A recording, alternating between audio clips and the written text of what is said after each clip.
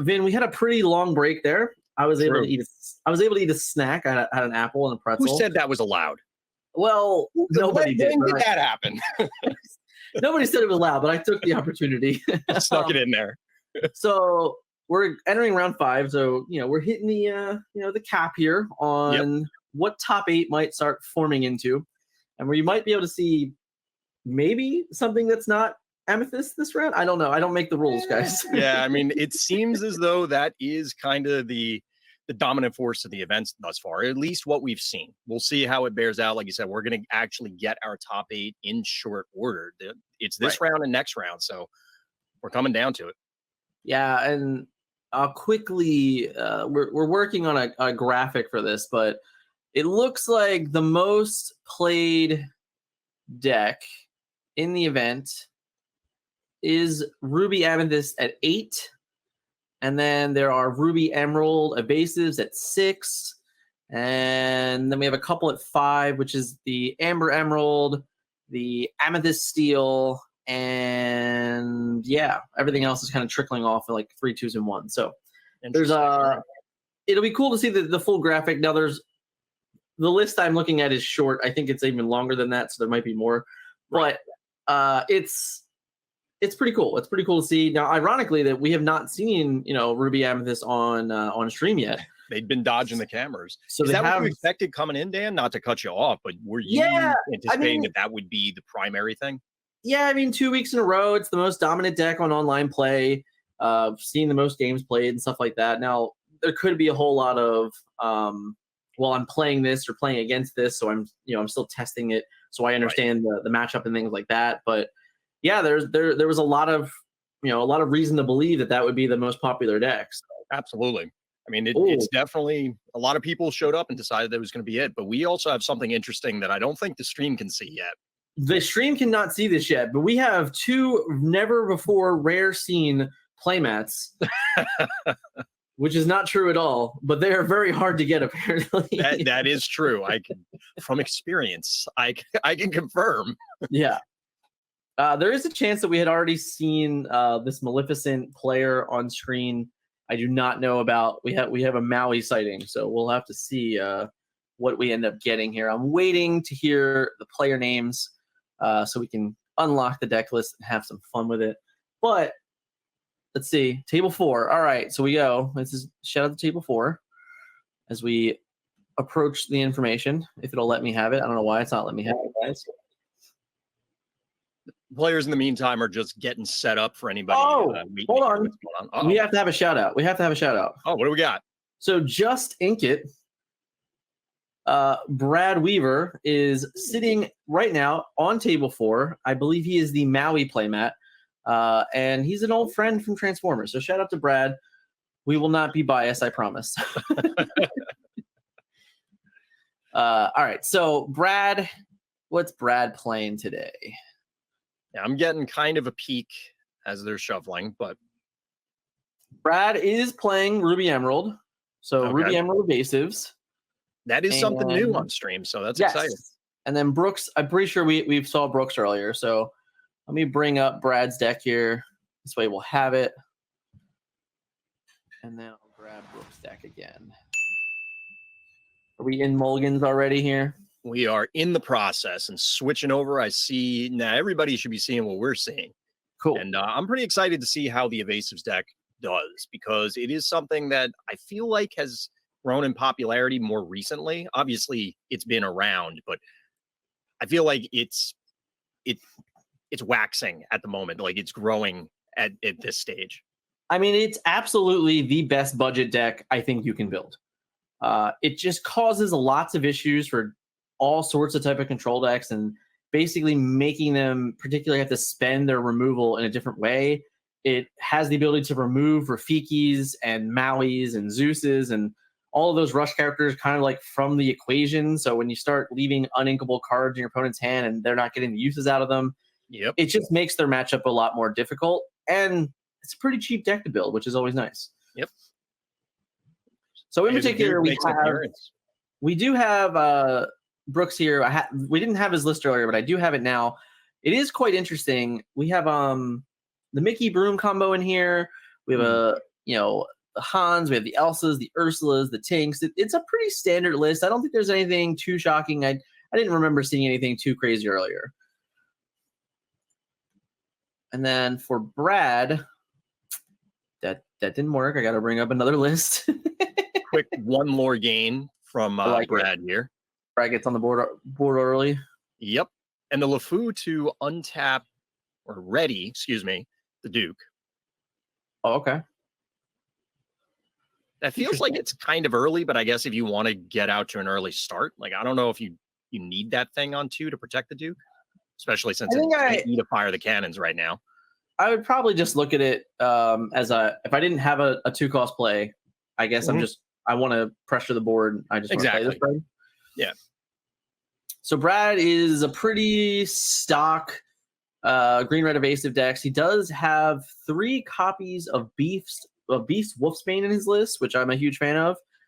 And then he has the 4 LeFous there and 2 Fan Flames. So aside from that, and the Flames on top of it. That's interesting. Mm-hmm. Looks like he's already on the struggle bus early here about what's going on in the game.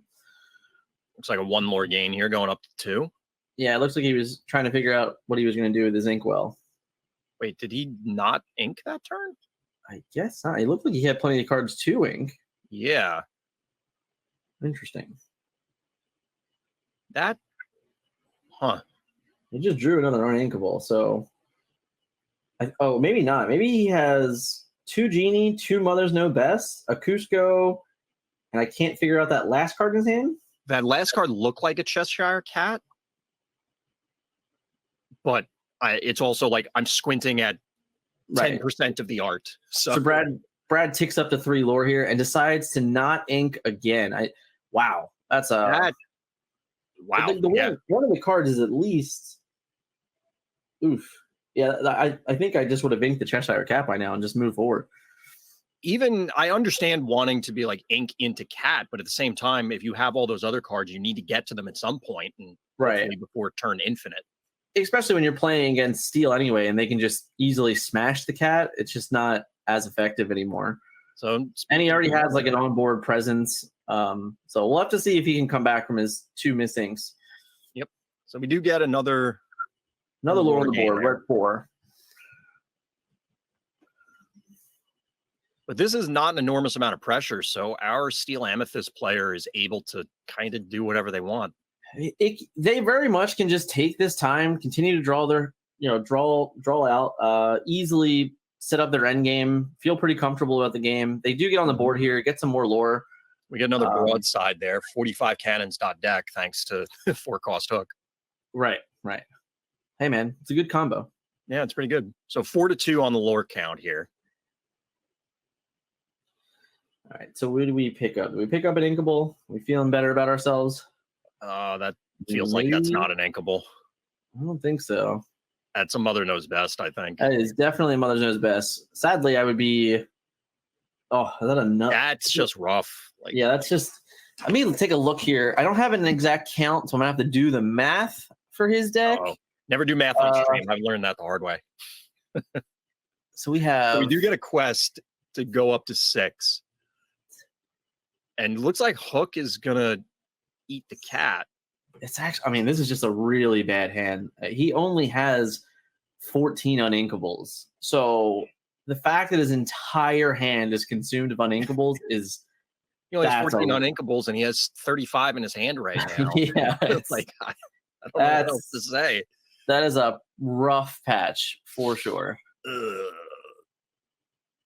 Right. So let's see if he can climb back in. He's the good news is that if he can find the inkables, which he didn't, so what did he get here? Just another Mother Knows Best here?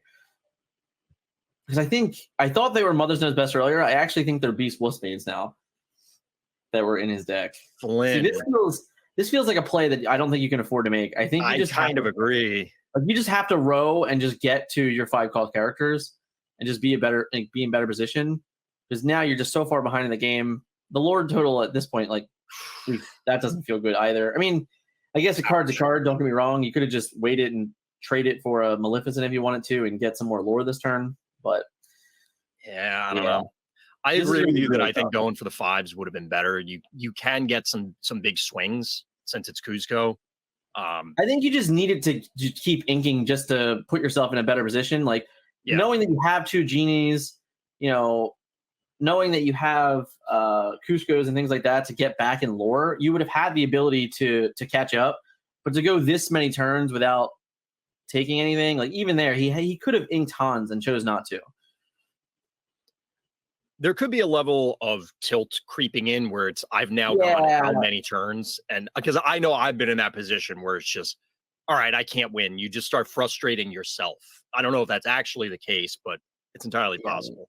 So we're up to 12 lore now on 12-6 on Brooks's side. So it's 12-6. He does play this Hans, but honestly, if I'm Brooke, I think I'm just gonna keep moving the game forward. I mean, how many cards do he have in his hand? Like 5, 6, 7, maybe a million? I have no idea. Yeah, at that point, it's an arbitrarily large number.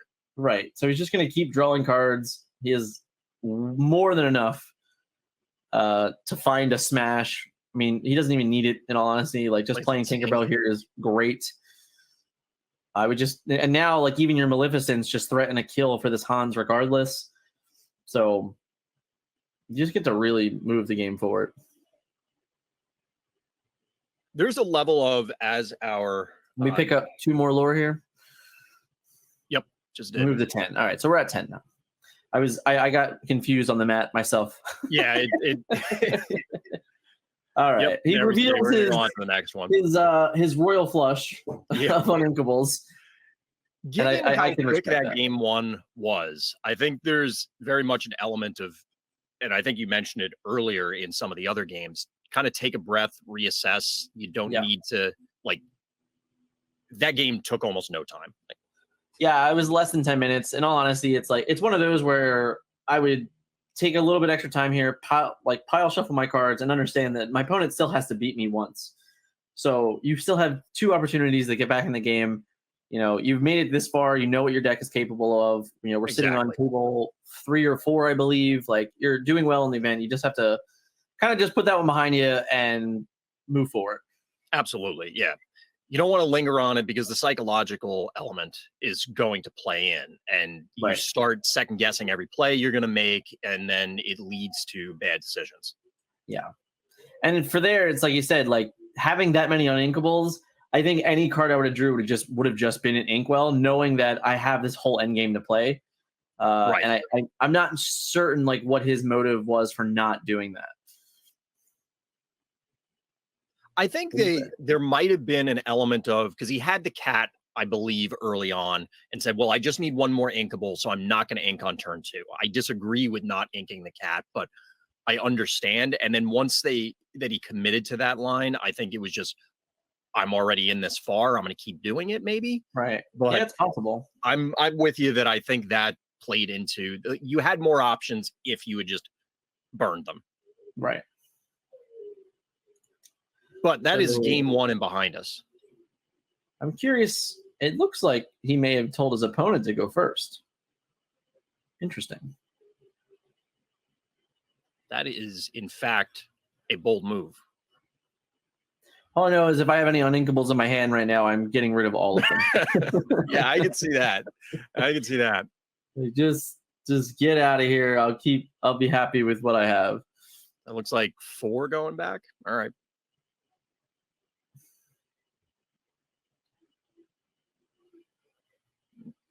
Some unintelligible number from Brooks here. Yeah, so to note, I don't think I saw, so I didn't see the Aladdin package in his list either. So his end game is definitely a little more different than I would say the normal. Like having the Beast, Wolfsbane is definitely not something I think is hyper common. He also is packaging 4 Mauis. So that's a pretty... I can definitely see the Mauis, but the Beasts are definitely something that I guess people haven't come around to on yet for the most part. Yeah, he's just, I mean, in all honesty, like your opponent's just not going to expect you to have 8 cards with Rush in your, Emerald, absolutely Ruby not. Evasive deck. So, and I wouldn't be surprised to learn that that's what got his last few opponents that got him to this point. Right. So I think that's the more interesting thing here is that when you start considering those, like, oh, he just has like these random things of a rush, or the genies to bounce, the mother to bounce to bounce. So like the removal here out of like a green red evasive deck is actually it's pretty notable. True. So it is in fact Brad going first in this game. Duke to lead it off. Into Flynn, we're already off to a better start, but yes, we didn't have to look we didn't have to low or Duke, but we do go up, get on the board for 1. All right, so we get the cannons, the Finn, which is much better than cannonsing the Duke. True. But he's pressuring. We have the third incredible. We do, in fact. Cat goes down. I think that was Cat. It was Cat. What are we playing into? So Cat into Cat. And we'll go up to 2. All right, so it's a pretty formidable start for him this game. Much better than not inking for 2 turns, that's for sure. I would agree. Already significantly better start. We get to play Elsa. So do we have the Pongo? I guess is the Pongo. I mean, Pongo here would be real good. Hans would also be real good. Flynn. Double Flynn seems good. Okay. I mean, we're going to be out of cards. And I will say that this deck in particular, right now, he's pressuring very well, which is great. But he is setting himself up to a very bad day against Grab Your Sword. That is true. And he has absolutely no recovery. So there's no draw power out of this deck whatsoever. So it's going to be very much like this is what it is. So we get the Stop the Bleeding. But we're going to go to 6. So he has 6 lore already representing. That's pretty good, right? So he's going to go to 11 next turn. Definitely a pretty strong clock. The Hans, as long as it lives. The Hans feels fairly mediocre there. Like I think we would have probably enjoyed much better turn 4 than Hans. Yeah, there's presumably something. I think that's a Mother Knows Best in hand, which set them back on the Hans. No, that's a 4th Flynn. It is a Mother Knows Best, so I think he's going to exert and bounce that. So the thing about that play is that obviously if he had the Grab Your Swords, which we're just going to assume he does at this point. Yes. Hans plus Grab Your Sword would legitimately clear his entire board out. Correct. But we did gain 4 more lore there, so we're at 9. So he's representing 8 more. That's a big swing.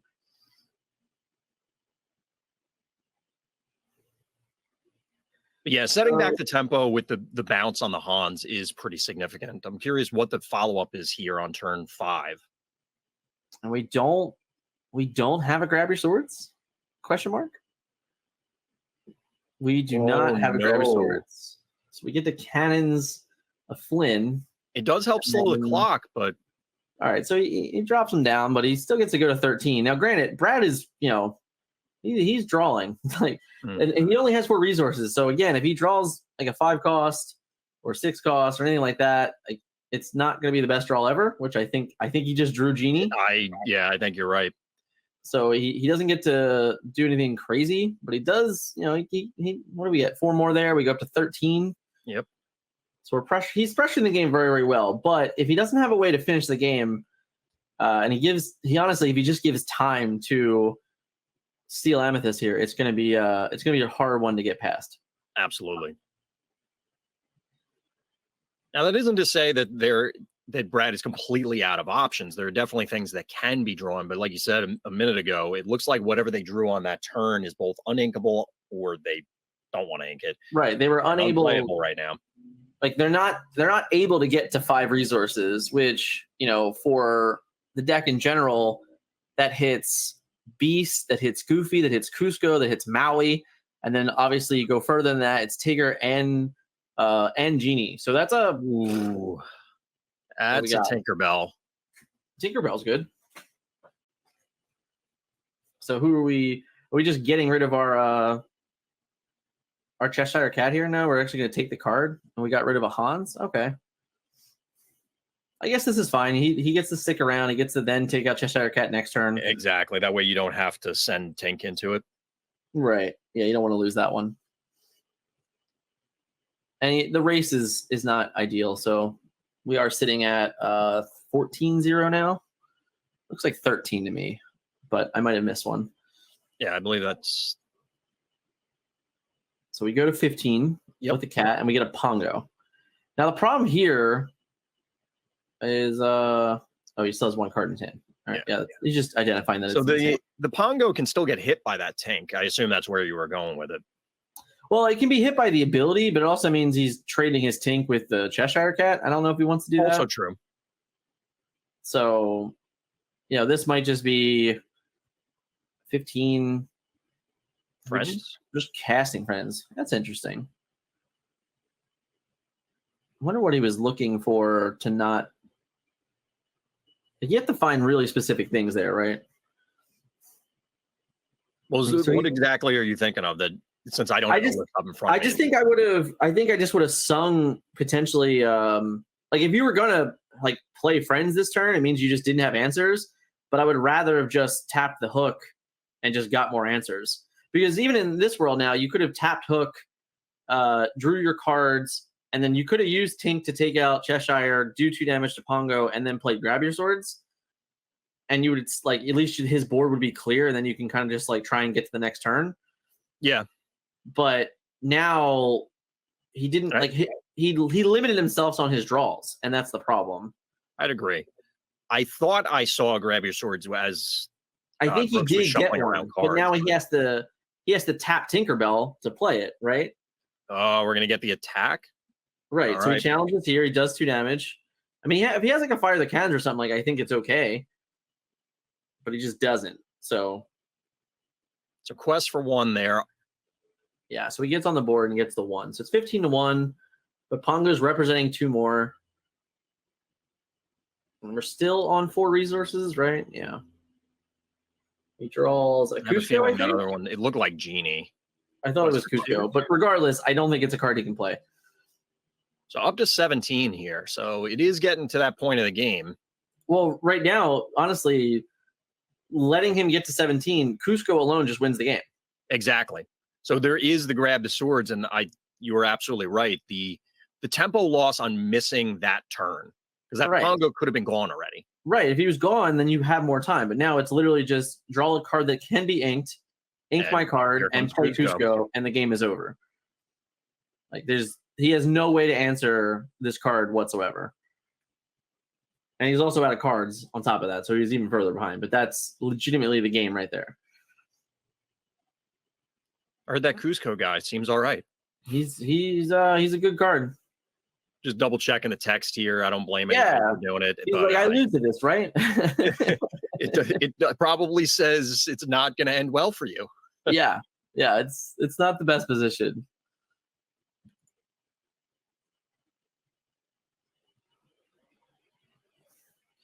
So he gets singing to try and dig. I don't know what you could find with that keeps him alive. That does matter, yeah.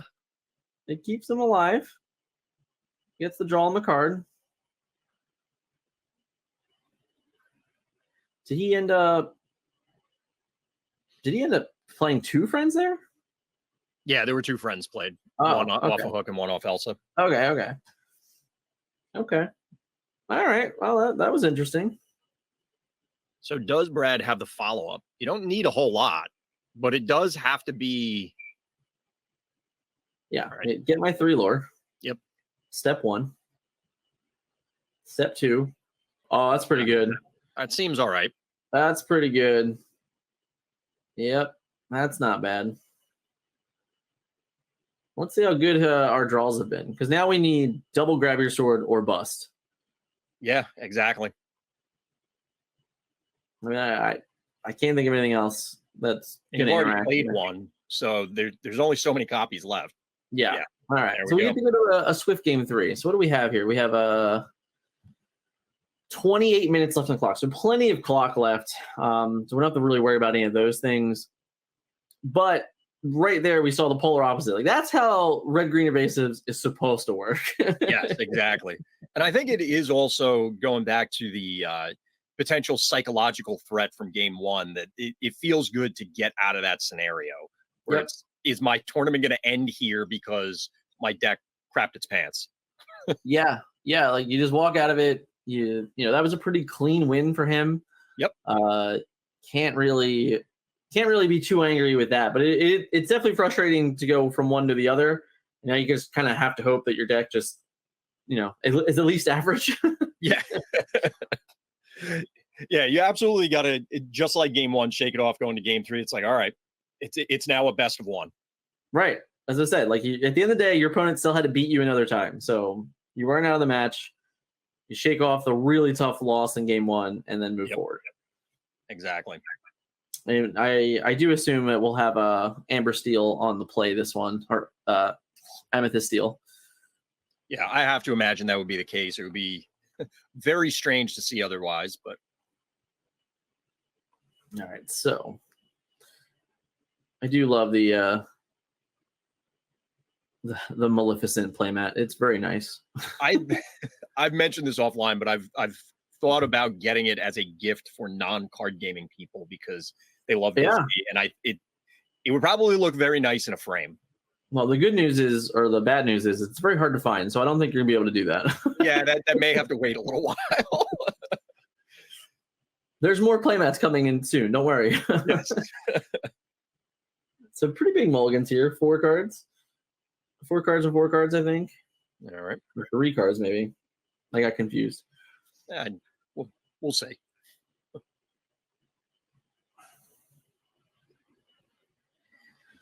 All right, so I guess you just have to, you know, wave the storm a little bit better, right? Like he did a really good job in the early game. I just think that the Mother's Knows Best play and maybe the miss on not singing the friends on that later turn is what really ended it. But as long as he can, I mean, like a card like Captain Hook is a good start. Keeps pretty much everything off the board early, and against most of the stuff that Brad's doing, it actually lives. Pongo going down. Shout out to the table judges. Absolutely. Shout out to all the admins. Oh, look at that Mini. Mini also loses to Captain Hook. That's unfortunate. Ink the pocket watch. And we're gonna go with double hook. I can get it. I can get hooked. It's cool. Double hook +1 lore. One's foil and one's not. So. Oh no. We can't have that. Ooh, what just happened? Oh, did he just accidentally reveal something? No, I think they're reorienting things. Okay. So we go. Flynn, that looks familiar. Yeah. Now, I guess the question is, do you? Yeah, I guess you do. You just go for the lore here, knowing that the Captain Hook just trades well. He already got a lore. Mm-hmm. I think I would have just, I don't know, probably did the same thing. It feels really, it feels like a loss because you're far behind, but like you're never going to win these trades anyway. Exactly. I don't know that Minis do. Oh no, that's pretty good. That doesn't feel good for our Ruby Emerald player. I mean, so what's interesting is that it doesn't feel good, but he also means he didn't play a 3-drop this turn, which means he doesn't get to like free friends on the other side. So it's not the worst scenario. And what do we get to do? We just get the cat here.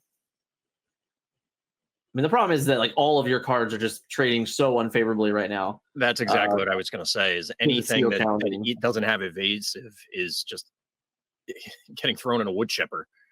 Yeah, because it's like the cat can't even turn sideways and get rid of a hook. It's like, no, I'm just going to like literally get banished to one of these hooks. Yeah, specifically the damaged one. Yeah. Oh, so he revealed the secret. He revealed the secret of Maui. All right, so there's a Hans, which also trades poorly with the hook. It really is. It's like everything in the deck dies so much. There's like 2 cards that don't. Captain Hook is looking real good in this matchup. Oh man, that. So we get very likely a hook trade here. Like, I mean, trading my 1 cost for your 3 cost and a 2 lore for 1 lore. Oof, I don't know about that play. Throwing the friends. I think I would have rathered. Okay. So, I mean, I guess if you really want to get that ahead, I don't know how many cards he has left in his hand. Yeah, quest for 2 to supplement it and then send Hook in. Right. So he ends up getting 3 lore, removing everything on the board, and not being too bad. He goes to 6. So yeah, we'll be hanging out, or 7 actually. 7 with the Hook. Yeah. And then he just, oh man, that just happened again. Not just like this. Literally shipped it back. Oh yeah, that's not like this. So we go to 10. He just gains 3 more resources, drops another Hans. Throwing the we did get our 5th, it looks like, or our 6th. Yeah. So I guess this is a genie. It's a beast. Okay. So beast just comes in, gets rid of a Hans.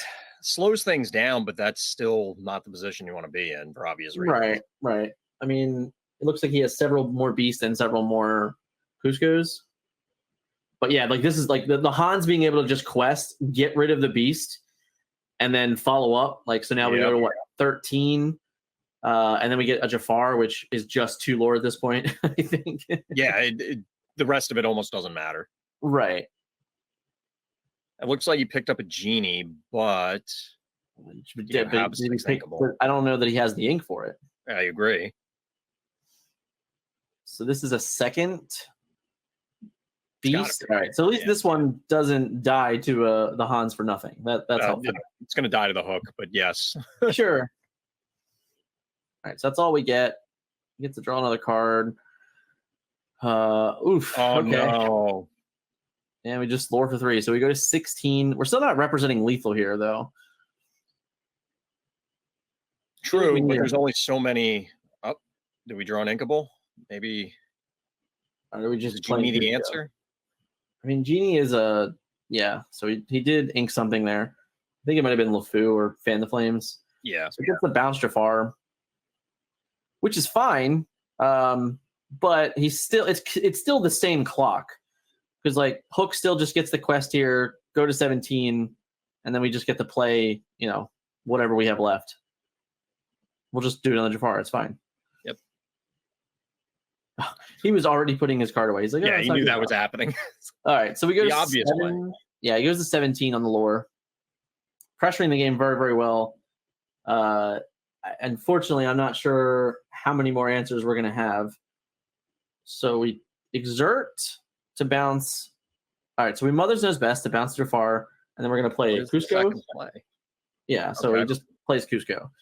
He's just trying to get lore on the board. Yeah. I mean, you need to advance your board position because if you're gonna win this game, you gotta get stuff on the board. Yeah. I mean, the problem here is it's there's a few problems. I don't know about the problem. Yeah, so we go to 18. I'm very shocked that he opted to play the Elsa over the Jafar because the Jafar represents the win. Correct. So it's weird to me that that's the play he went with. Oh, but I guess he's going to. I see what happens. So he's betting on the shiftable ink Elsa to win the game. So, that's a fair point. So he trades, and now is he on a turn where he can? Oh yeah, shift for 6, right? Yeah, so he's just going to shift into Elsa, shift into the winner, and win the game just by that with Rush. So yeah, rushing for lure with shift. Yeah, that was man, that's crazy. Like looking at Brad's deck list, he really got bottlenecked by his uninkables, and it's not even that high of an uninkable cost, which is the crazy thing. Yeah, I mean it's 4, 8, 11, 14 uninkables, and it felt like in games 1 and 3 he was completely bottlenecked. Absolutely, by those cards, which is crazy. Yeah, it's unfortunate, but sometimes the numbers do work out that way. With 14, it is possible, I guess, to just hit all 14 consecutively. We didn't quite see that, but it certainly felt that way. Well, the big deal is he also just has no additional draw, so he has no way of sifting or getting out of it. So it's like once he's stuck with it, you're just stuck with it.